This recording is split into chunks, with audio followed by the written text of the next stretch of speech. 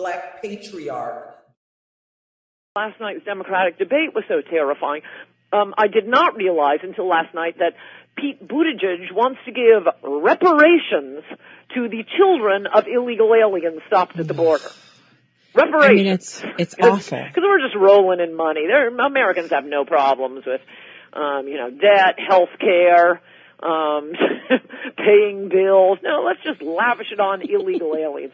This is just driving me absolutely bananas, Stacey. There's one group in America that I don't even want to, forget reparations. That's a silly idea. But set-asides, preferences, laws prohibiting discrimination against one group, the descendants of American slaves. Everybody else, all the immigrants, sorry, you're in the same boat with us. Well, and you and I have discussed this before, how you've laid it out systematically in your books, how we are actually one people group now. After hundreds of years of being here together and intermingling, we are a distinct, unique people group related to one another on a genetic level now. It's in our DNA. And so we shouldn't, not only should we not give reparations to people from outside the country, but the entire idea of reparations is moot now. We really need to look to the future. I'll give you the final word on that. Yes, look to the future, though. African Americans will always, while fully integrated, fully part of what America has become and what it is, always special, always a special group. African Americans got the short end of the stick for a couple hundred years. And by the way, most immigrants aren't like this, so I'm not being insulting to immigrants. I'm insulting bossy immigrants. But you arrive on Friday, and on Monday you're pointing out, well, I see no Asians on the evening broadcast. No, I'm sorry, don't want to hear it from you. African Americans, yes. Nobody else.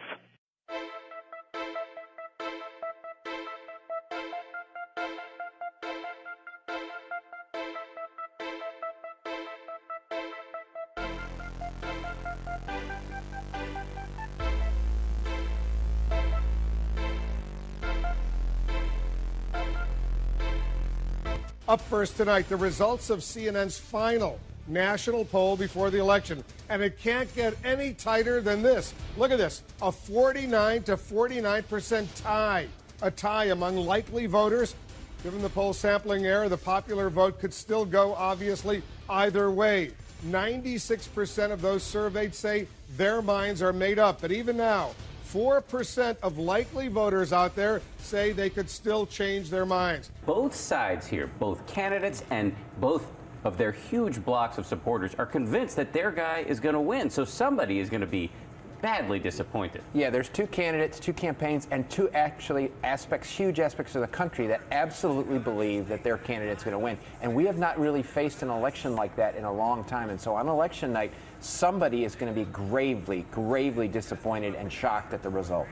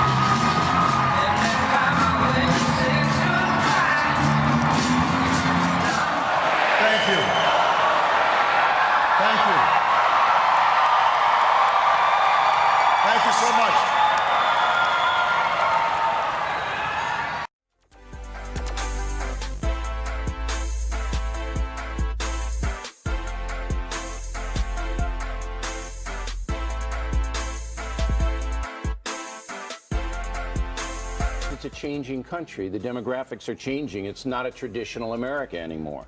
And there are 50% of the voting public who want stuff. They want things. And who is going to give them things? President Obama. He knows it, and he ran on it. And whereby 20 years ago, President Obama would have been roundly defeated by an establishment candidate like Mitt Romney. The white establishment is now the minority. The white establishment is now the minority. Lee, talk about those swing states, those battleground states. People thought they were going to be a lot closer. I know a lot of people, even as earlier, late last week, people thought, for instance, Florida wasn't even the swing state to watch, really, because it was comfortably Romney. It was leaning Romney, and even it's not. It's leaning Obama. Yeah, but our numbers, as you indicate, we're not leaning Romney. So I mean, it was interesting to see. Look, I think we're talking about several things. The recipe of the electorate is changing. There was a greater Latino vote, and we've seen. Look, Barack Obama didn't get in the battleground states what he got 4 years ago. They were all closer, so he wasn't as strong in his re-election effort as he was as candidate Obama 4 years ago. But the recipe of the electorate, the ingredients had shifted a little bit. So in some states, he, in a sense, outperformed what he would have in an 08 electorate, particularly among Latino voters. And that was a major problem, not only in Florida, but in other states as well. Even in North Carolina, it didn't tip the state for Obama, but it made it much closer than it would have been.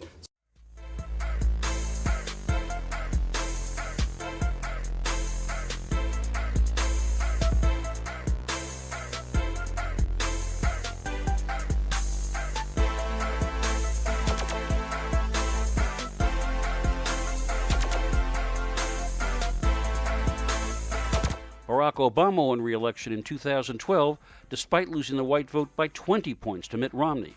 Obama won with huge majorities of blacks, Hispanics, and Asians, who are now a bigger slice of the electorate. And now we are the big tent party, and we represent the breadth and the diversity of this country.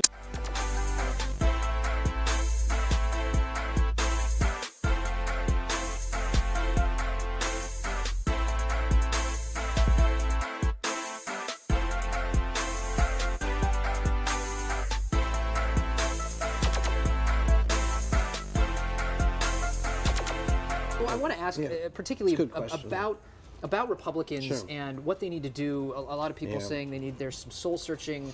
It's going to be hard for they need to figure out how to be relevant again.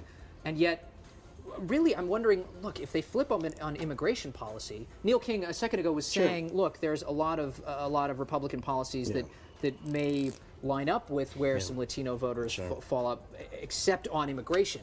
Is that simply what Republicans need to do in order to?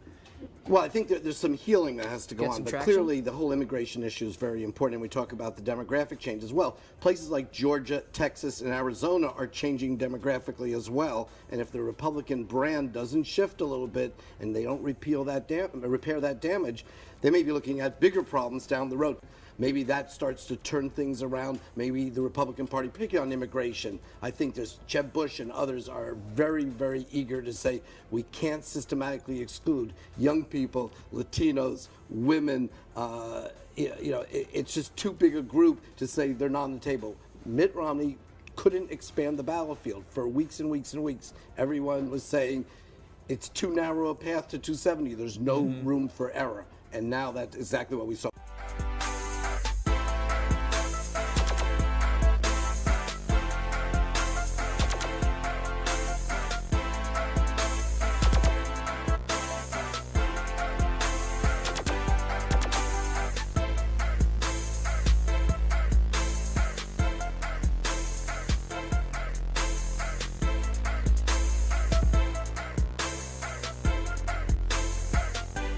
Here's what I do. You tell me where I'm wrong, okay?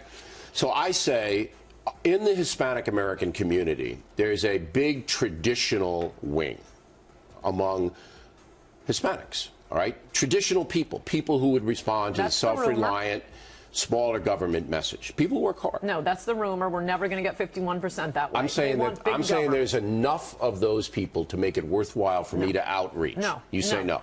Well, the Republican Party is doing well at the state and local level, but you can't be a national governing majority party when you consistently lose young people, women, Hispanics and Latinos, other minorities, and modest income and blue-collar workers. That is not a formula for a national majority.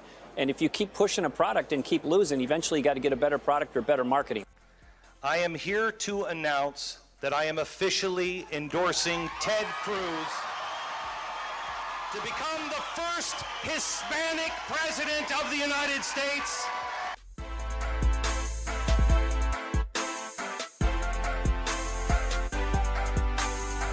Rand Paul was in Detroit this weekend for a special mission for the GOP.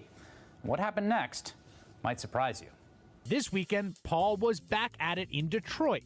And by the looks of things, Paul actually seems to have learned a lesson or two. Instead of lecturing or condescending to his audience, Paul simply focused on areas of shared concern. Disproportionately, we're incarcerating blacks. Rand Paul might turn out to be the best hope the GOP has. Looking at his history, that is really saying something. I came to Howard today not to preach or prescribe to you some special formula for you, but to say that I want a government that leaves you alone. The Republican promise is for policies that create economic growth. We believe lower taxes, less regulation, balanced budgets, a solvent Social Security, a solvent Medicare will all stimulate growth. I would argue that the objective evidence shows that big government is not a friend to African Americans. Too often, we Republicans, me included, have emphasized our message on the 10th Amendment, but not our message on the 14th. For too long, we Republicans have been content to lose the black vote because we found we didn't need it to win. But when we gave up trying to win the support of African Americans, we lost our moral legitimacy as the party of Lincoln. We're not going to solve these problems by scapegoating people, by talking about African Americans and alienating all of those people. And I'm repelled by the idea that we're going to become a narrow, small Republican Party that only deals with angry white men. There are other things that we can do and other people that we can make common ground with, but not if we're trying to scapegoat people and condemn all people based on their religion or their race or their ethnicity. The chairman of the Republican National Committee was in Daytona Beach today for the 4th annual Black Republican Trailblazers Awards Luncheon. Republican National Committee Chairman Reince Priebus admits the party has struggled to appeal to minorities, like many at today's luncheon, because he says the party previously just didn't reach out. You do it by being in the community on a year-round basis, improve our standing in black communities across this country by actually being in the community with people from the community, making the case for the party.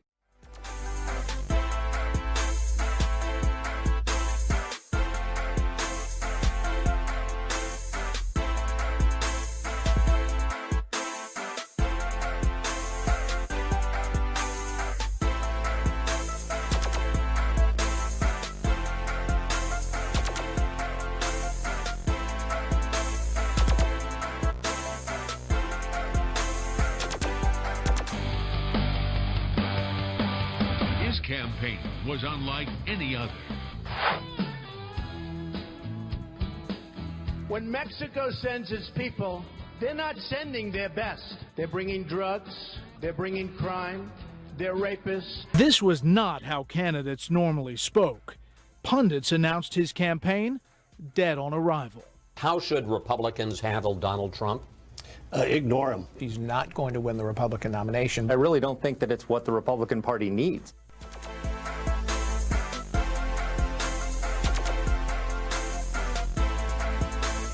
My wife is a Mexican American. She's an American by choice. She loves this country as much as anybody in this room.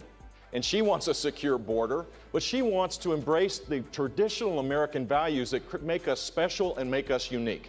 We're at a crossroads right now. Are we going to take the Reagan approach, the hopeful, optimistic approach, the approach that says that you come to our country legally, you pursue your dreams with a vengeance, you create opportunities for all of us, or the Donald Trump approach? The approach that says that everything is bad, that everything's coming to an end.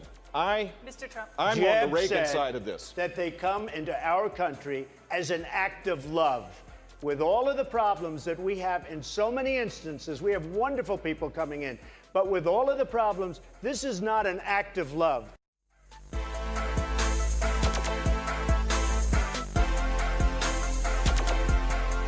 Are you going to tell me tonight on this program that you don't say stuff just to get to the emotion of the voter? I know you do. I'll tell you that right now I don't. I'm doing the right thing. I bring up subjects that are important. I bring up illegal immigration. I got hit so hard with that, and if I didn't bring it up, you wouldn't even be talking about illegal immigration. I would. You wouldn't even be talking about it. So you're telling me you don't do this to whip up the base by the way, whip Bill, up your crowd? I don't.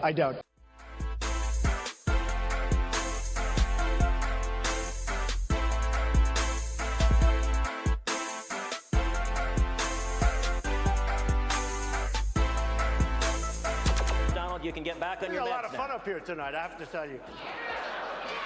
Thank you for the book. I really appreciate it. Donald, relax. Go ahead. I'm relaxed. You're the basket case. Go ahead. Go ahead. Don't get nervous.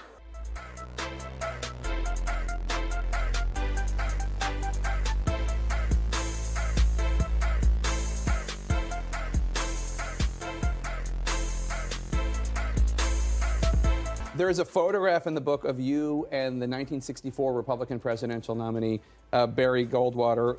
How do you think your party is perceived today by minorities when it comes to standing up for them? Well, Goldwater had a lot of other virtues, but it did define our party for at least African-American voters, and it still does today. That was a complete shift that occurred that year. We've never been able to get them back.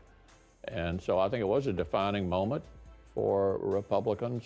Do you worry at all that your nominee now, Donald Trump, will do to Latino voters what Barry Goldwater did to African-American voters? I do. And I think that the attacks that he's routinely engaged in, for example, going after Susana Martinez, the Republican governor of New Mexico, the chairman of the Republican Governors Association, I think was a big mistake.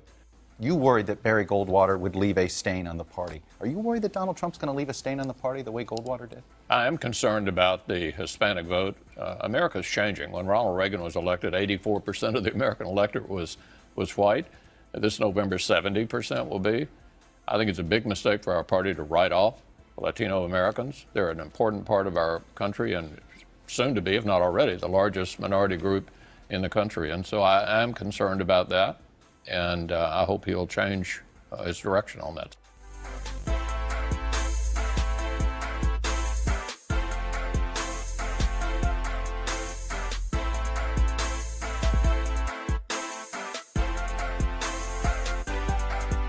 With about 1 month to go before Election Day, Trump looked like he was in deep trouble.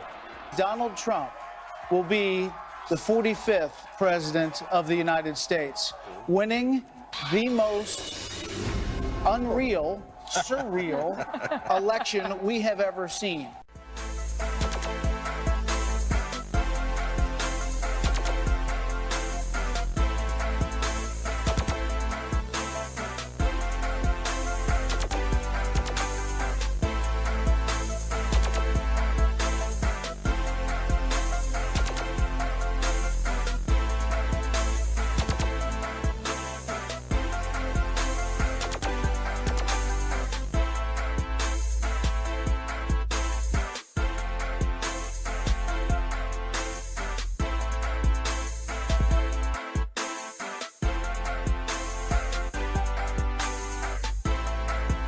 Clinton was the first Democrat since Jimmy Carter to become president. He united Democrats across the country with his centrist or third way views. Clinton became the poster boy for a new group of Democrats that became known as the New Democrats. You know, kind of like the New Kids on the Block, who appealed a lot to people who had moderate views. Bill Clinton's campaign was based on the idea that voters did not trust the Democrats with their safety or their money.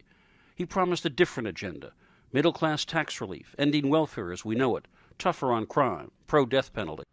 Bill Galston was a key architect of that agenda. The move towards fiscal restraint and a balanced budget, which yielded 4 years of surpluses, a focus on education reform, not just education investment, welfare reform, the trade agenda, which included not just NAFTA, but also the WTO.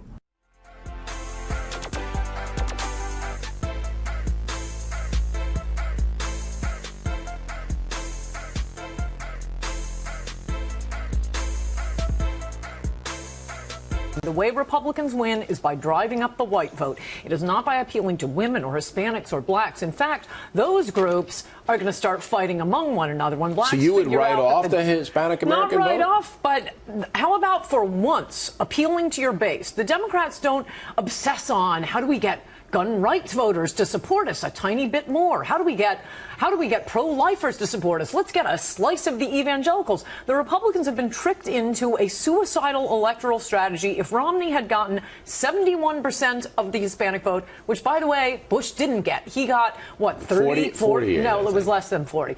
But he didn't get 51. And if you're not getting 51%, you're losing. Okay. And that was turning his entire White House over into an Hispandering operation. Here's how I see it. Wait a second. Let me just finish the one Romney thing. If Romney had won 71% of the Hispanic vote, he still loses. If he had got 4 points more of the white vote, he would have won. Just walk away from the whole crew. That's what Reagan did, and he won the biggest landslide in history. He got the smallest black vote of any president between LBJ and Obama. That is amazing. And he won the largest electoral landslide in history. But back then, the Hispanics weren't as powerful. It's not Hispanics. He was ignoring the only vote that counted, the black vote.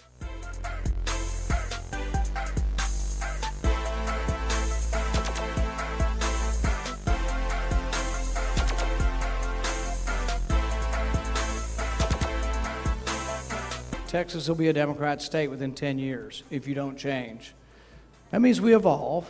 Doesn't mean we give up on what we believe in, but it means we have to be a more welcoming party. We have to welcome people of all races. We need to welcome people of all classes, business class, working class. We need to have people with ties and without ties, with tattoos and without tattoos, with earrings, without earrings. We need a more diverse culture. We need a more diverse party. We need a party that looks like America.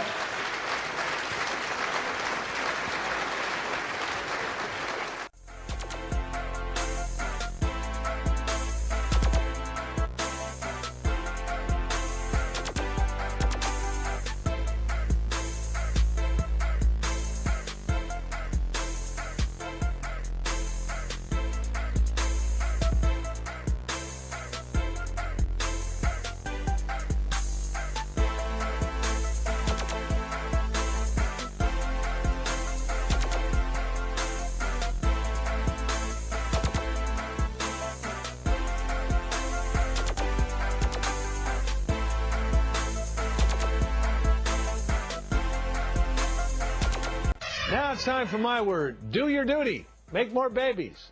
That's the lesson drawn out of two interesting stories over the last couple of days. First, a story yesterday that half of the kids in this country under 5 years old are minorities. By far, the greatest number are Hispanic. Know what that means?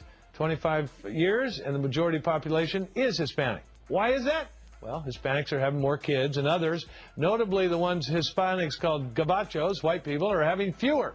Put it bluntly, we need more babies. We mentioned a moment ago, new numbers from the U.S. Census Bureau tonight are projecting America will become more diverse more quickly than was previously thought. The experts now say minority groups will become the majority in the United States by the year 2043. The Census Bureau reports that while whites make up 2/3 of the population today, minorities as a whole will outnumber whites by 2042.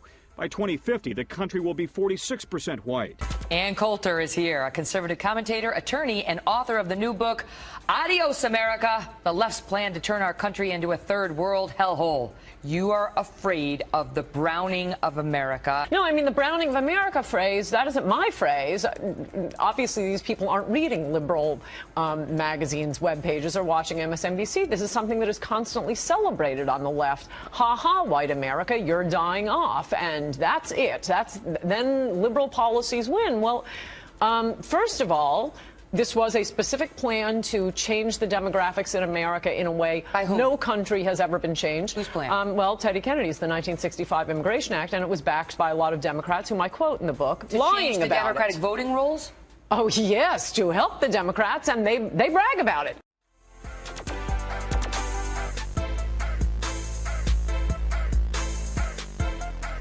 20 minutes before the El Paso killing spree, the accused shooter announced his grim intentions on social media.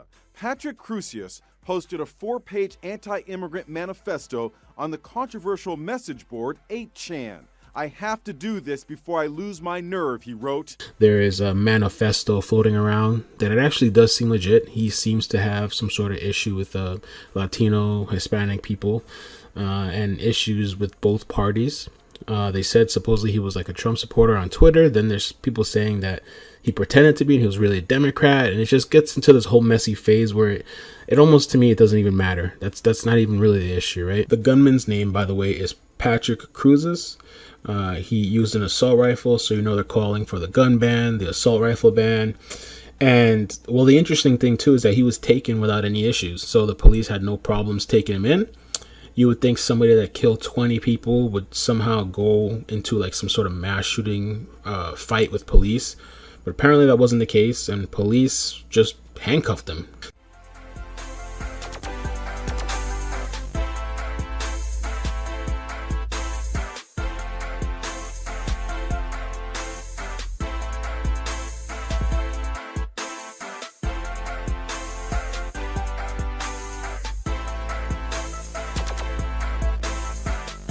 I wrote an op-ed, as some of you may have seen, saying I believe the party in California right now is virtually dead. And that's not easy for me to say as somebody who's spent my entire adult life in Republican politics. But the fact of the matter is, in the California State Assembly, we have fewer Republicans serving today than we've had since the 1800s. We are not in a good place as a party. I mentioned the Stegner quote earlier, California is America, only more so. I like to say California is America, only faster. So the same type of demographic changes that have occurred here are now occurring in many other parts of the country. But the lesson for the National Republican Party should be a very stark one. The question is whether you're going to change with it. Kaylee, thank you for joining us. Let's talk about California, first of all. It's an incredible state. I mean, it's hard to imagine this is the state that Ronald Reagan came from, because right now, out of the 54 congressional seats, only 14 are held by the Republicans, 39 are held by Democrats, and they want to increase their lead. I mean, they want to go bring the Republicans down to zero. Joining us now, California Assemblyman Rocky Chavez. He's running for Congress, and you were with Arnold Schwarzenegger yesterday when he was making that speech. Now, do you approve? Do you approve of what he's saying? Do you want to reform the California GOP in the way that he wants to? Well, thanks, Stuart, for letting me be here. What I do want to do is make the California Republican Party more relevant. Right now, only 26% of the voters in California even think about being a Republican. So obviously, we have to become relevant within the state.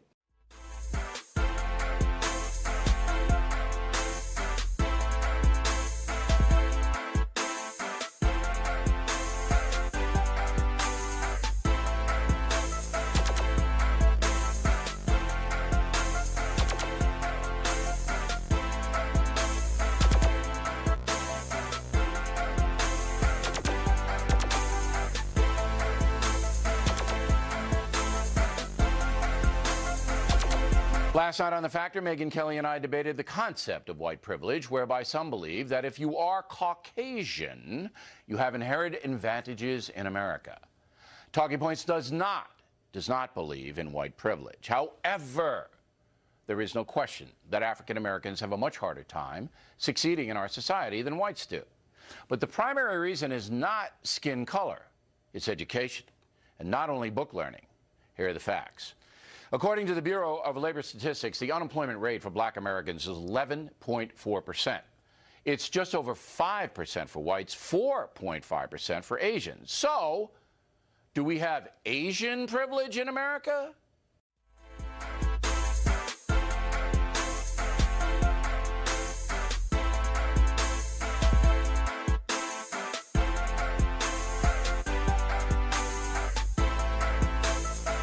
Well, President Trump traveled to India last week to meet with that country's Prime Minister Modi. One of the central issues at their meeting was the H-1B visa program. That program doles out roughly 85,000 visas a year to foreigners so they can move to this country and take American jobs. Not exaggerating, that's what it does. The vast majority of these visas are given to people from India. As a candidate in 2016, Donald Trump called for ending this program entirely, but as president, that hasn't happened, though the Trump administration has made the visas slightly harder to get. So why is the program still around? Why is it so durable? Well, that's an easy question to answer. It's a favorite of tech companies, which claim they simply can't find any Americans skilled enough or smart enough to do tech work. That's a lie, a provable lie. Companies routinely use H-1Bs as a means to fire their existing American workers and replace them with lower-paid foreigners. Often the fired workers are made to train their replacements before they're terminated. The process for the replaced workers is painful and humiliating. Company executives tell them they're being reassigned to a completely new company with a new role that consists of training people to do the job they once did. When they're not needed anymore, they're cast aside. Their goal is to offshore as much as they can to low-cost countries. Many companies say that the foreign worker visa program helps U.S. companies deal with the worker shortage. You would not be firing workers if you really had a shortage. Many tech companies say that the H-1B hires are smarter than Americans and better workers, too. One former worker wasn't convinced. Some of the folks that we work, they are very sharp, but we've got some, if they were dumber, we would have to water them twice a week.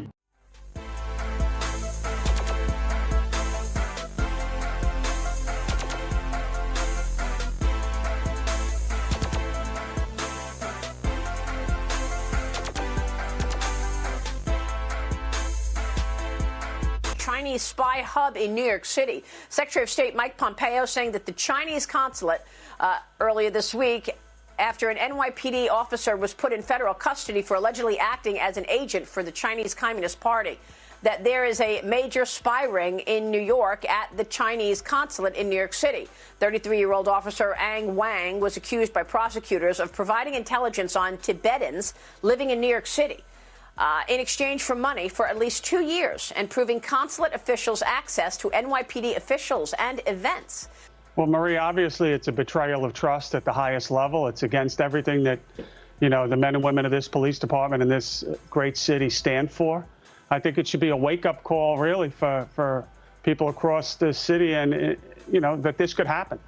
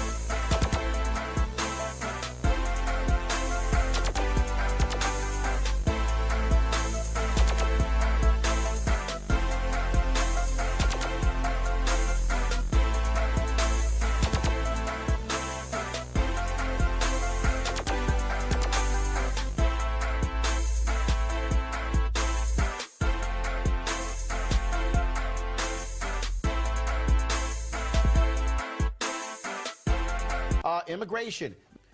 Whenever we talked about this issue, I can tell you 9.5 out of 10 black folks were absolutely against amnesty. They were saying send them back. And so this is a contentious issue in the African American community. I know what I hear from the rank and file, and they're not jumping up and down by saying let them in.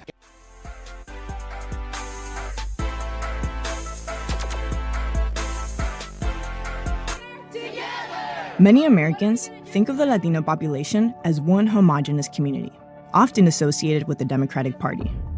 But that isn't the reality.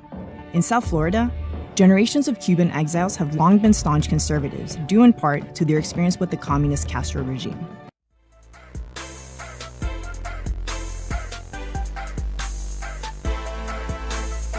We did a poll just recently in California. So this poll took a very careful look at each of these communities and tried to understand why Sanders has been doing so much better. Sanders does really well with younger Latinos, not quite as well with older Latinos, because the Latino population tends to be young. His support among younger Latinos becomes very important. Entrance polls showed Senator Sanders picking up the most votes across many demographic categories, in particular among Latinx voters, where he received over half the vote.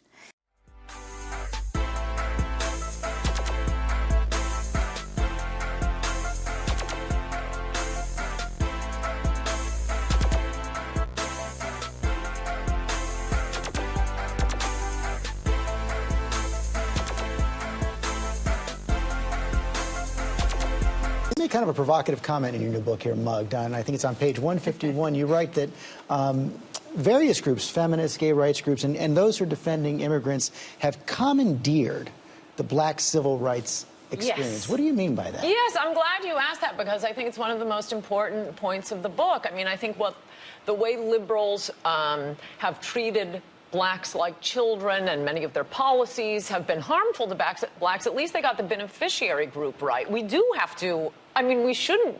There is the legacy of slavery and Jim Crow laws. We don't owe the homeless. We don't owe feminists. We don't owe women who are desirous of having abortions, but that's, or gays who want to get married to one another. That's what civil rights has become for much of the left. They dropped the blacks after 5 minutes. Immigrant rights are not civil rights?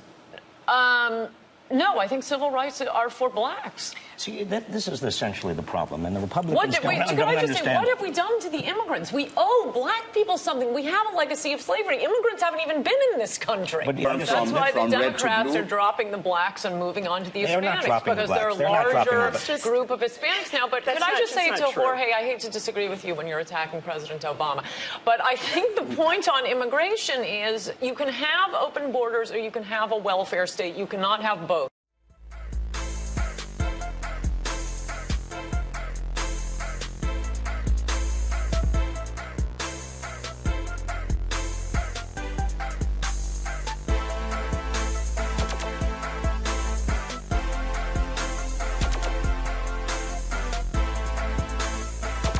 No, it's ordinary Americans who are paying the costs, and most of all, I would add here, are African Americans.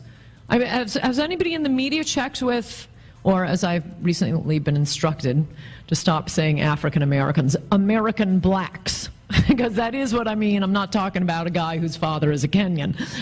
American blacks. They're the ones who are coming up the socioeconomic ladder, who are just getting a foothold, who, most of all, whose jobs are just being wiped out. Have you seen the black teenage unemployment rate? Well, we have an obligation to our fellow Americans. The Democrats have a very embarrassing history on race relations in this country, which is why they lie about it and attribute all their sins to Republicans. They never took civil rights for black people seriously. We don't owe anybody else. So immediately after the civil rights bill passes, suddenly they're tacking all these other groups on. Oh, it's about women and immigrants and gays.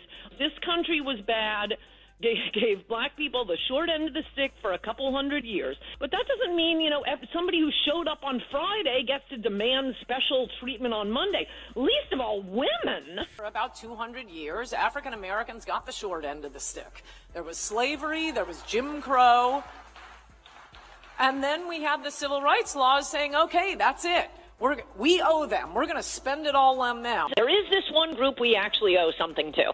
After, the 100 years of Jim Crow laws enforced by the Democrats and slavery enforced by the Democrats, civil rights were for African Americans, people who had been enslaved, people who had been subjected to Jim Crow laws.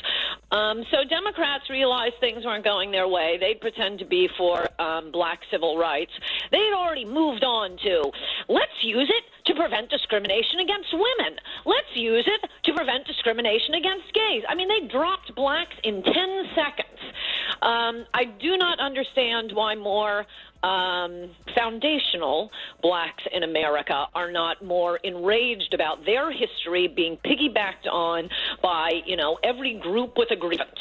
At least let's get clear what is the one group in America we owe special solicitude to, and that is African Americans, the descendants of American slaves. As I'm always pointing out, no, we have, every special interest identity group jumping on the black bandwagon, from, gays, transgenders, immigrants. What have we done to immigrants? You just got here. Yeah. with African Americans, it's the legacy of slavery, the legacy of Jim Crow, both Democratic policies, I might add. But of all the groups demanding special treatment because of their group identity, women have got to be the most absurd.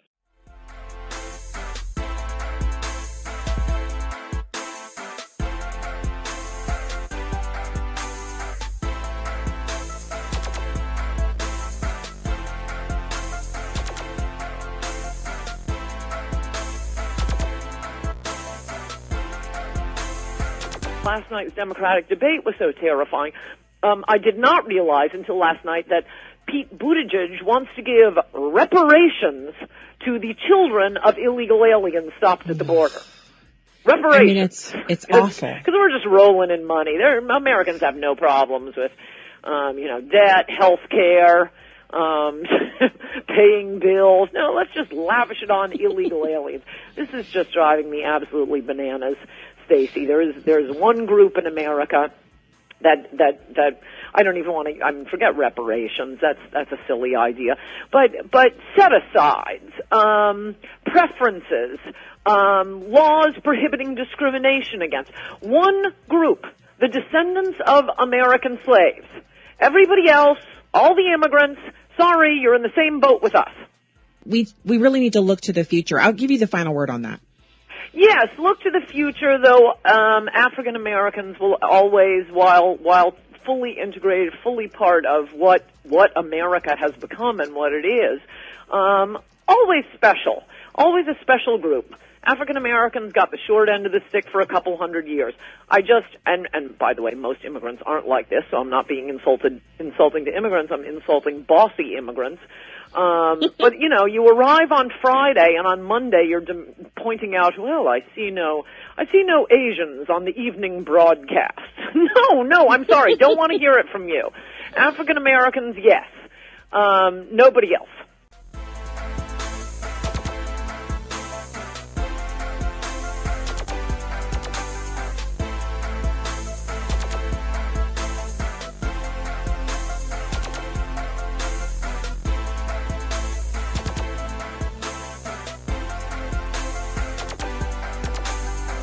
Black folk right now constitute about 25% of the voting population, Democratic Party. And again, if black folk had practiced powernomics as an example, they could have taken that 25% voting strength they had and hooked up with Donald Trump. And I'm not advocating blacks become conservatives or even associated with Donald Trump. I'm just use this as an example. Donald Trump has about a 25 to 30% population base. If he had hooked up with the black and say, we're gonna do something strictly for blacks as an example, that would give you 55% of the voting power in this country. They could have taken over the White House. The rednecks and black folk could only control the damn country politically if they'd hooked up with black folk. Black folk are a sleeping giant. They're a sleeping giant. And all this stuff is in my books, and the power of the book says, play the game to win. You're 25% of the population. Instead of being with the Democrats and getting nothing, go over to the rednecks and hook up with them. They're 25, 30% of the population. Y'all vote as a block. They vote as a redneck block, you vote as a black block, and guess what? You now got the White House.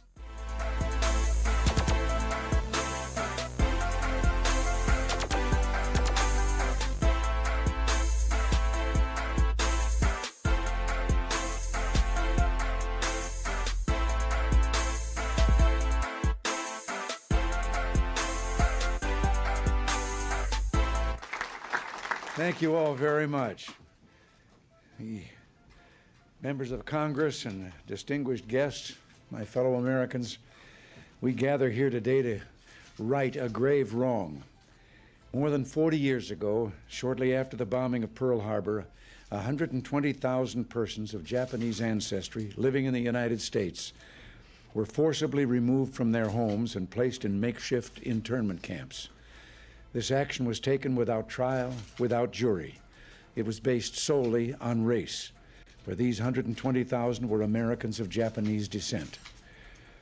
Yes, the nation was then at war, struggling for its survival, and it's not for us today to pass judgment upon those who may have made mistakes while engaged in that great struggle.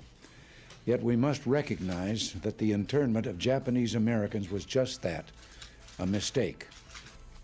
The legislation that I am about to sign provides for a restitution payment to each of the 60,000 survivors, surviving Japanese Americans, of the 120,000 who were relocated or detained. Yet no payment can make up for those lost years. Thank you and God bless you, and now let me sign H.R. 442, so fittingly named in honor of the 442nd.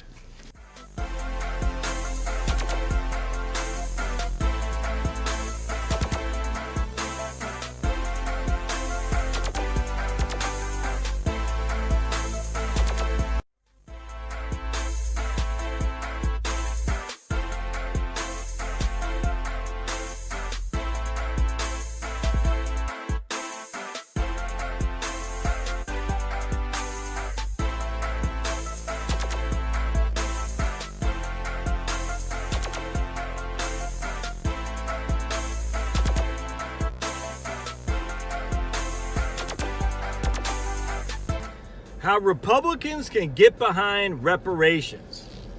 I'm telling you, my friends, hear me out before you hang up and scream bloody murder. Hear me out. I was thinking about this. We're going to make good for those who came before and were held back. There's no way around that. They were held back. And the way that you can do this, you just say, we're going to do it based on the fact that these people, black and white, I don't care if Robert Johnson, he's going to have to pay too. You're successful, you're going to have to pay up. It's just a one-time shot in the arm to people who've been held back because of nothing more than their skin color. Again, it's got to be generational. You got to be born in America. You probably have to say black on your parents' birth certificate. If they don't have a birth certificate, at some point someone's gonna have to judge if they're black. It's no different than like an Indian tribe when that. But that's how you do it, and the Republicans can win because you'll quickly see how fast these endowments change their stripes. Like, man, the Republicans are coming out with pitchforks now. We better start giving some money and some cred to the Republicans because we've been abusing them for years. I would say this: Dr. Anderson also anchors the progression of laws in this country that support why reparations is absolutely something that we should be discussing. It's not about giving money to an individual. It's about that I don't support at all. It's like giving $1,200 in the stimulus package. It's about building the power base so they can write their own checks to themselves, so that they have a voice at the table, not based out of sympathy. They're not coming to us because we're sympathetic to them. They'd be coming to us as equals, as strong, powerful equals. But there are industries that are traditionally and long-term the source of economic security, economic power. They have to do with manufacturing jobs, with jobs in natural resources, oil and gas. You know, one of the things I most love about Donald Trump is his focus on bringing manufacturing back to the United States. It brings those jobs back to us. I want to pick up where Yamisha's report left off and get your take on it because, David, you have written about this. You've had your own evolution when it comes to your views on reparations. On reparations, I support them, but not for the reasons Joe Biden says. It's not an act of guilt. It's not an act of we did something wrong. It's a show of respect. It's a show of respect for the injustices that minorities, members of the African American community have suffered in our society for hundreds of years, not just slavery, but redlining and all the way up to the present. So we show respect, and we do it as an act of regard and as an act of resetting. And I've just come to the conclusion, I changed my mind about it because the practicalities of doing it are really hard. But I changed my mind about it because it just feels like we're in a make or break moment on race. The election of Trump, the atmosphere this has created a movement where aggressive gestures have to be taken to show that we're all part of the same country. Black patriarch